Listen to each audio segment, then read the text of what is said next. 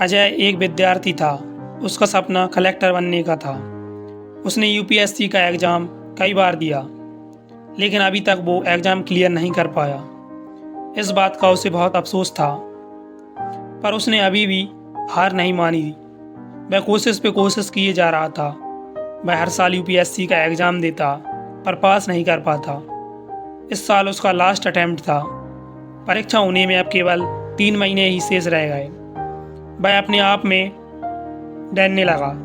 वो सोच रहा था कि क्या होगा, इस बार मेरा लास्ट अटेम्प्ट है, क्या मुझसे एग्ज़ाम क्लियर होगा? अगर नहीं हुआ तो मैं क्या करूँगा? मैं अपने घर वालों को क्या कहूँगा? उसके मन में बहुत बुरे बुरे ख्याल आने लगे। उसके समझ में नहीं आ रहा था कि वो क्या करे, पर उसके मन में कहीं ना कहीं अब भी एक चिंगारी जल रही थी। अचानक उसके अंदर से एक आवाज़ आई, तू कर सकता है।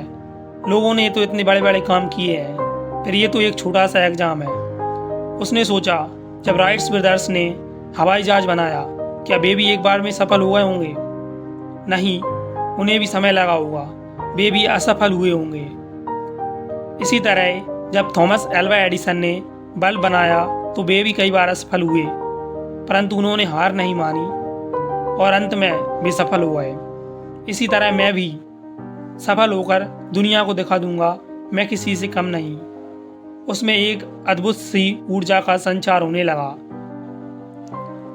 उसने अपनी एक नोटबुक उठाकर उसमें से एक पेज निकाला और उस पर अपनी 3 महीने की रणनीति बनाकर उस पेज को अपने कमरे की एक दीवार पर लगा दिया। इस तरह वो नियमित रूप से पढ़ाई करने लगा।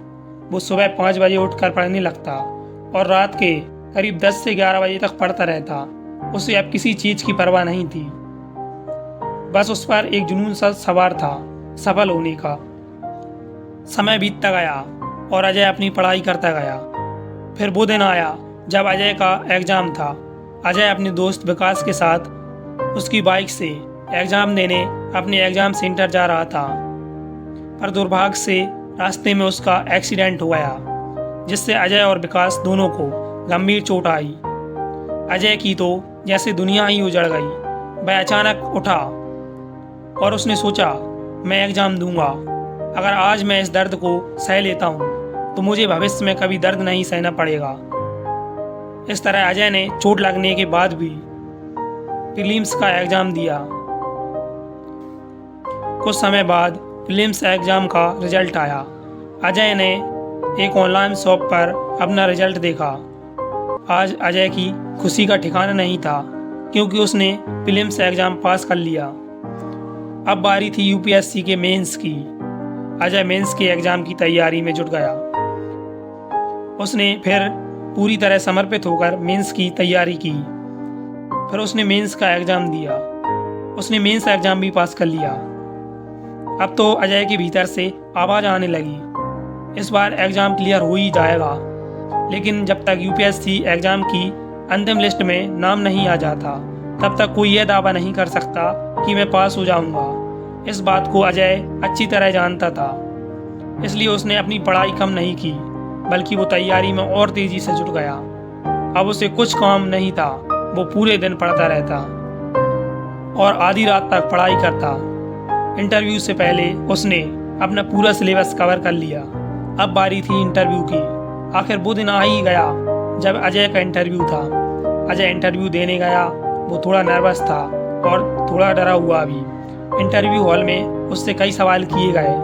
अजय ने उन सवालों का अच्छी तरह जवाब दिया।